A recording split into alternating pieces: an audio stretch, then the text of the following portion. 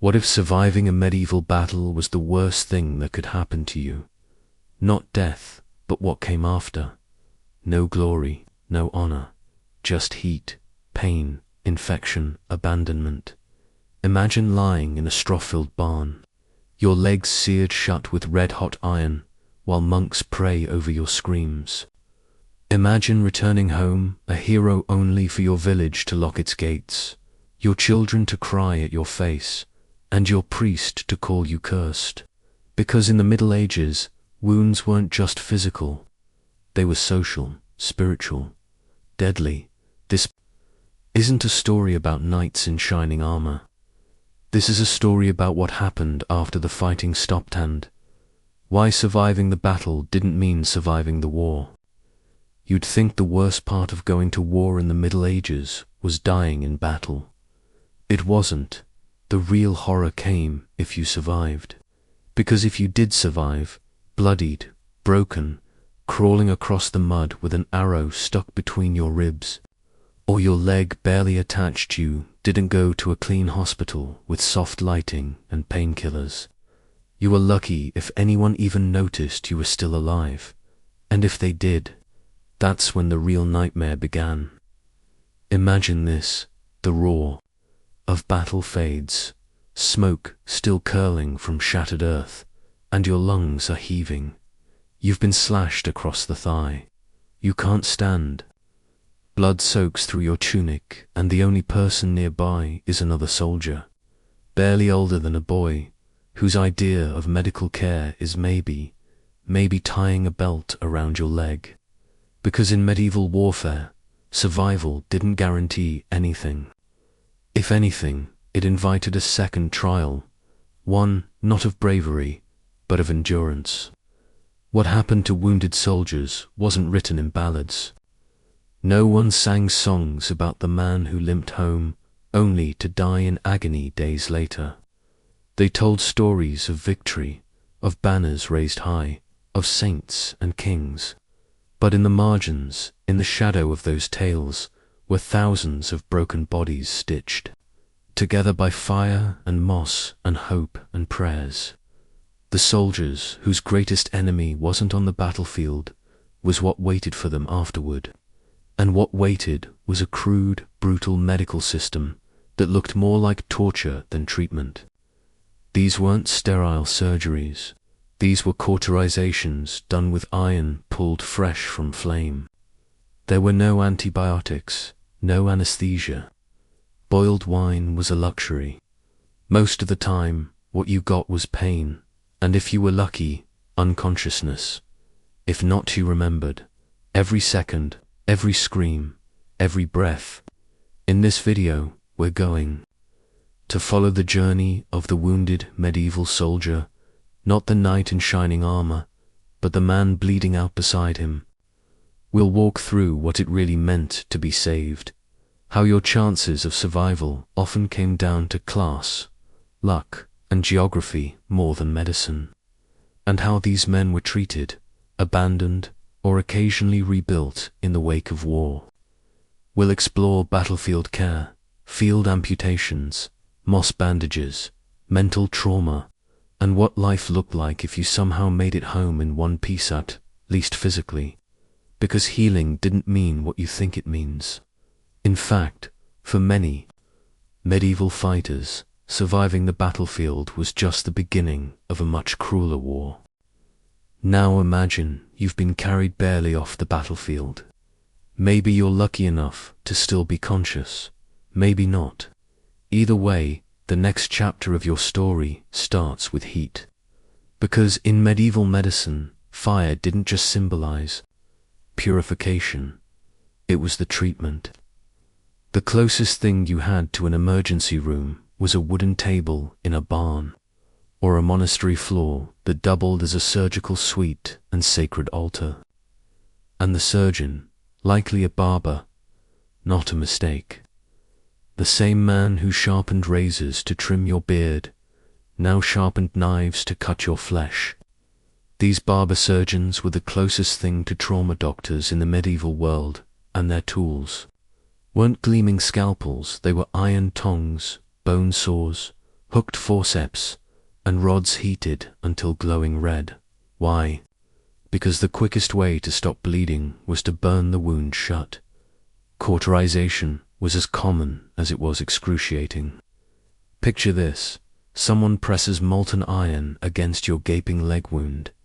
Your skin sizzles like meat on a skillet. There's no morphine, no sedatives, just a stick between your teeth and the sound of your own screams. Sometimes you'd pass out. That was the best case scenario.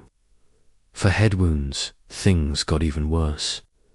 If you'd suffered a blow to the skull, the favored treatment was trepanation, drilling a hole in your head to relieve pressure. And yes, while you were still awake, because loss of consciousness, that was for the privileged or the dead. Most patients stayed wide-eyed, locked in terror, their fingers digging into wooden tables as someone with a crude hand drill bored into their skull. Let that sink in. A hole in your skull. On purpose, by someone who barely understood what the brain even was. There was no concept of bacteria, no understanding of infection, no antiseptic except boiled wine if you were lucky. And yet, in the horror, there were tiny sparks of accidental brilliance. Boiled wine, though not understood scientifically, was better than water. Moss, used in desperate moments as a field dressing, actually had antibacterial properties. Herbal salves made from comfrey, yarrow, and plantain helped soothe and speed healing. But make no mistake, this was survival by chance, not design. Surgery resembled blacksmithing more than healing. Your body wasn't treated as sacred. It was raw material to be hammered into survival. The battlefield didn't end when swords were sheathed. It just changed shape into hot iron, boiling liquids, and bone-crunching blades. And even if you lived through the treatment, the real killer was still lurking silent, invisible, and utterly merciless. Let's say you survived the searing heat of cauterization, endured the crude saw blades, and somehow made it through the bloodletting, the wine boiling, the herbal compresses, and the bone drilling. You're not celebrating, because now comes the real threat, the one that doesn't howl or stab or swing a mace, the one no medieval soldier could see, name, or understand: infection, the invisible killer. In a world with no germ theory, no sterilization, no concept of bacteria, a splinter could kill you as easily as a spear.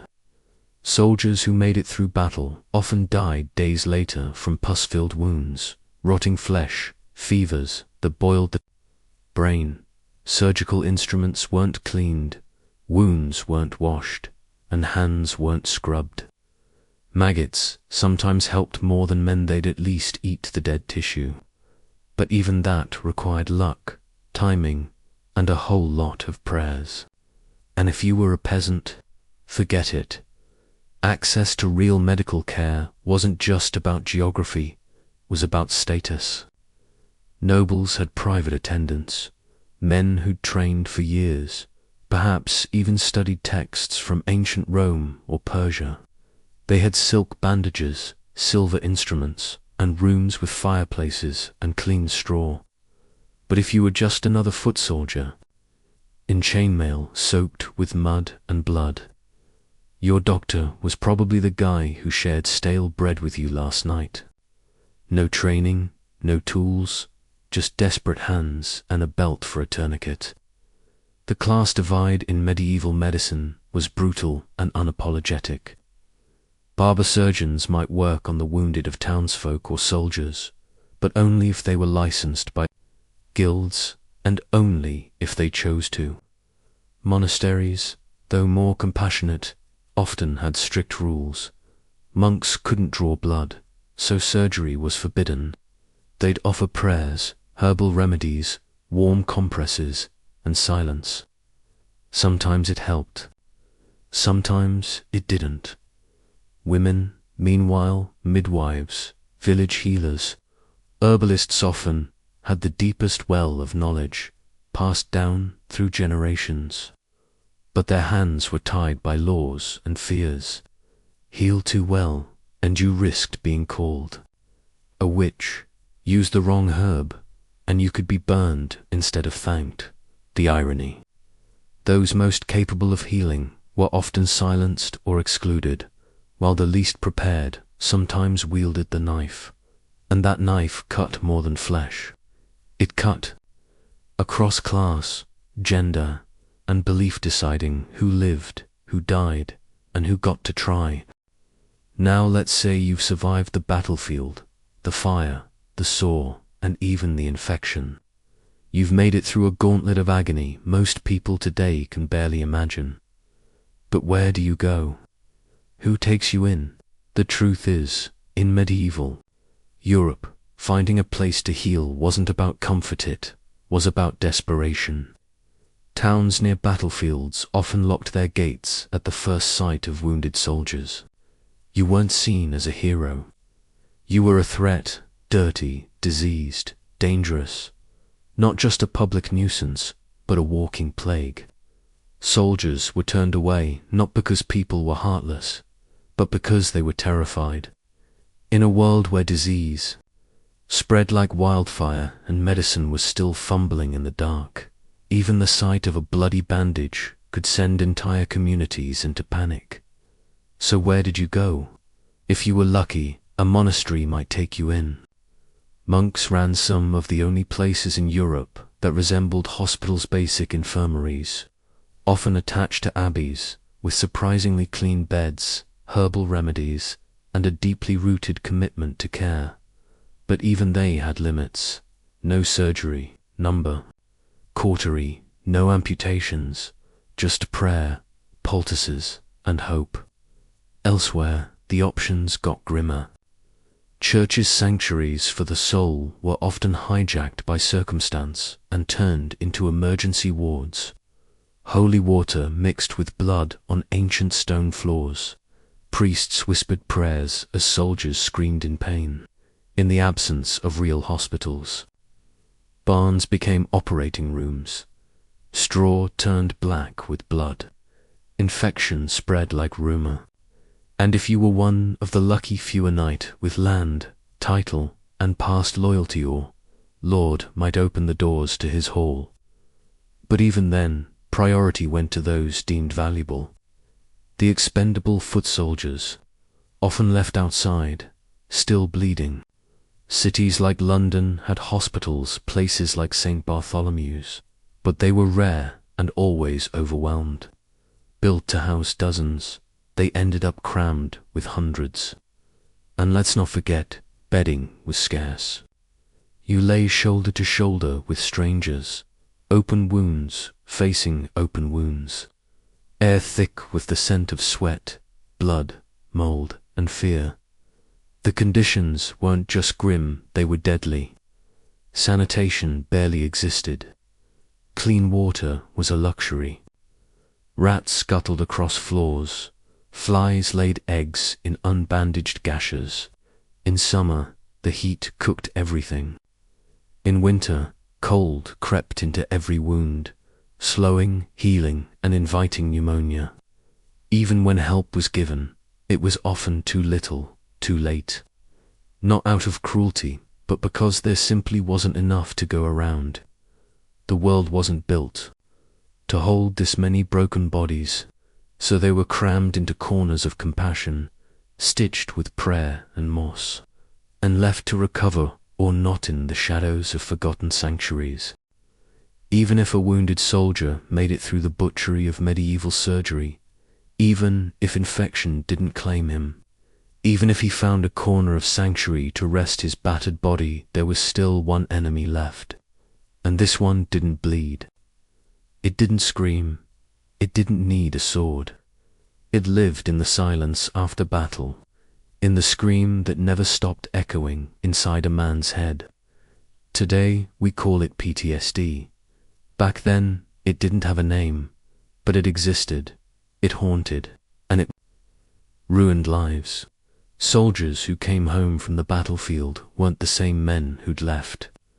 They returned, hollow-eyed, quick to anger, slow to smile.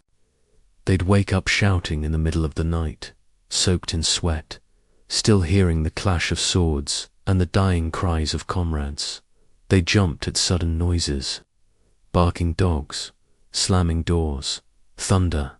Anything could trigger a spiral. But the worst part, no one understood, not even their families. The medieval world didn't have psychiatrists or trauma therapy. It had confession, prayer, and punishment. A man suffering from psychological trauma was often accused of being weak, possessed, or cowardly. A knight who flinched was mocked. A veteran who couldn't stop shaking was hidden away, chained in cellars, locked in rooms for his own good. The same community that praised his bravery when he marched off to war now shunned him, when he couldn't hold a cup without trembling.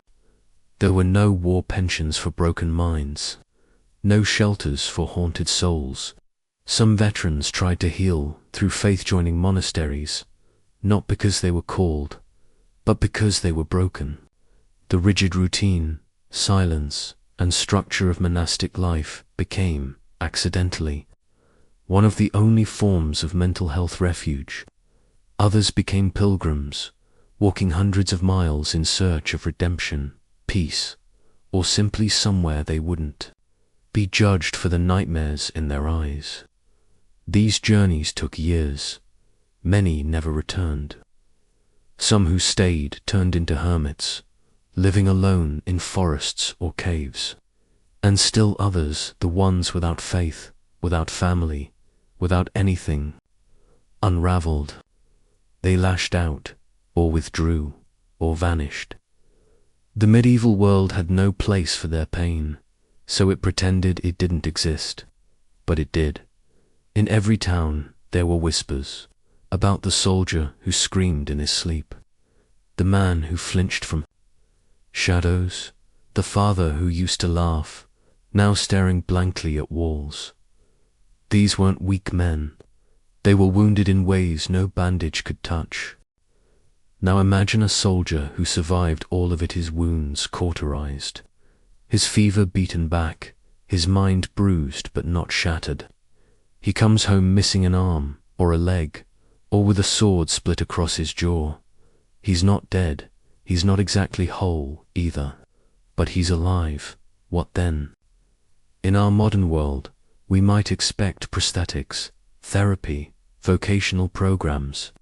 But in the medieval world, survival didn't guarantee dignity. Yet remarkably, some wounded soldiers did find ways to rebuild their lives, sometimes literally. Amputees with strong remaining limbs were often sent back to manual labor. Farming, hard, but doable. Grain mills, gatekeeping, basic guard duties, these were practical options. As long as a man could stand or wield a staff, he might find work. Lords especially valued veterans. They needed men they could trust to guard estates or patrol borders. A one-legged veteran was still better than a two-legged thief.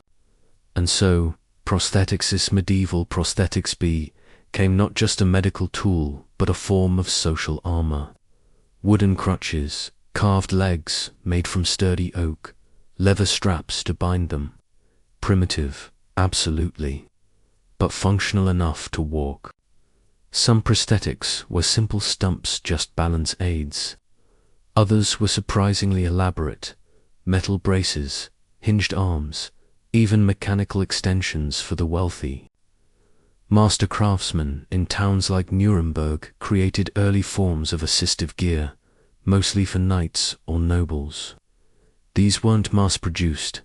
They were works of custom engineering, status symbols as much as support systems. For the rich, prosthetics said, "I still belong." For the poor, it said, "I can still work." Both messages were vital in a society where usefulness meant survival. And not all returning veterans became laborers. Some turned their pain into power. Disfigured soldiers, especially those who'd earned scars in famous battles, were often respected, not pitied. A man with a missing finger and a belt full of old war medals could become a military instructor. He might not hold a sword anymore, but he could teach how to swing one. Others joined mercenary companies in non-combat roles, managing supplies, guarding wagons, leading logistics. Their knowledge was currency. In some cases, kings and nobles offered pensions to loyal soldiers, tiny amounts, but enough to buy bread. Through winter, it wasn't generosity, it was insurance. A loyal veteran with a roof over his head was less likely to become a desperate rebel, and in rare moments, communities took care of their own. A village might feed a familiar veteran. Out of pride or guilt, they might patch his roof, bring him broth, or give him a chair by the fire. These weren't official policies. They were personal. Medieval society wasn't heartless, it was just unprepared. And yet, where love, loyalty, or obligation survived, so did men who otherwise would have been lost. Not all wounded warriors were cast aside. Some were remade not just in body, but in purpose. But not every wounded warrior found a new place in the world. For every veteran who became an instructor, a gatekeeper, or a respected elder, many more slipped quietly and painfully into the cracks. Because some injuries didn't just take limbs, they took identity, especially the ones carved across the face. In medieval Europe, physical appearance was more than vanity. It was morality, reputation, and even divine judgment etched onto skin. A twisted face wasn't seen as evidence of bravery, was viewed as a reflection of inner sin. If your nose was missing, your jaw shattered, or your eye torn from its socket, people didn't ask how you got that way. They whispered that God must be angry, that you'd done something to deserve it. Soldiers returned to families who couldn't bear to look at them. Some wives turned their faces away. Some children cried in fear. Communities that once toasted their courage now crossed the street to avoid them. Even beggars were sometimes considered less disturbing, because a disfigured veteran didn't just make the town look poorer, he made it feel vulnerable, like a living reminder that war didn't end with banners and songs. It ended with bleeding, moaning, maimed men limping through market squares. As cities grew more crowded and commerce more vital, officials began passing laws that targeted these same veterans, not out of cruelty, but out of image management. Too many wounded men in one place. It scared off merchants. It ruined the ambience. And so new rules banned begging near churches, marketplaces, or city gates. Soldiers who had once protected those very gates were now pushed beyond them. Some disguised themselves as pilgrims to access charity, but even that failed when their wounds betrayed them. The sight of a mangled hand or a shriveled stump undid their stories. Pilgrims inspired pity. Mutilated soldiers inspired discomfort. And yet these men had done everything society asked of them. They'd fought, bled, obeyed. They'd stared death in the eye. But now, because they could no longer contribute visibly, they were marked unworthy. And so many disappeared into forests, into back alleys, into silence. Not because they wanted to vanish, but because society couldn't look them in the face. Literally, the tragedy wasn't just in their injuries. It was in the eyes that turned away. There were veterans who taught, veterans who healed, veterans who limped with pride, but there were also those who slipped into a darker category, the expendable. These were the men left with nothing, no family, no noble ties, no lord to vouch for them, and no bodies strong enough to work the fields. In a society built entirely around kinship and communal ties, having no one was more damning than having no leg. If you had no name in town, no cousin to feed you, no priest who remembered your father, your options narrowed to three: beggar, bandit, or corpse. Some turned to the road, moving from village to village with a walking stick, a shredded banner tucked in their tunic, hoping for bread or alms. Many starved, others, out of desperation, joined the very forces that had once mangled them. Bands, these companies, always in need of warm bodies to fill ranks or die first, often took on disfigured veterans with open arms, not out of kindness, but because they were cheap, disposable. Send them into the breach. If they die, there are 20 more like them waiting. For the commanders, this was a tactic. For the men, it was survival. And then there were the truly forgotten, the ones with wounds that refused to close, ulcers that oozed through winter, limbs that never quite healed. These injuries were more than medical, they were spiritual red flags. People believed open wounds were signs of divine punishment, a punishment for sins unconfessed, or even for sins yet to be committed. If your body wouldn't heal, maybe your soul couldn't either. These beliefs weren't fringe, they were mainstream. Towns expelled such men from festivals, churches, even public streets, not to be cruel, but to keep the peace, keep the joy. The sight of a man with no nose or a seeping leg sore could spoil a harvest celebration, and that made him a threat. One town record from 14th century France notes a mutilated veteran being escorted away from a fair by guards not for stealing, but simply for casting gloom upon the day. You weren't just cast out. You were cast out for reminding people that war wasn't noble, it was brutal.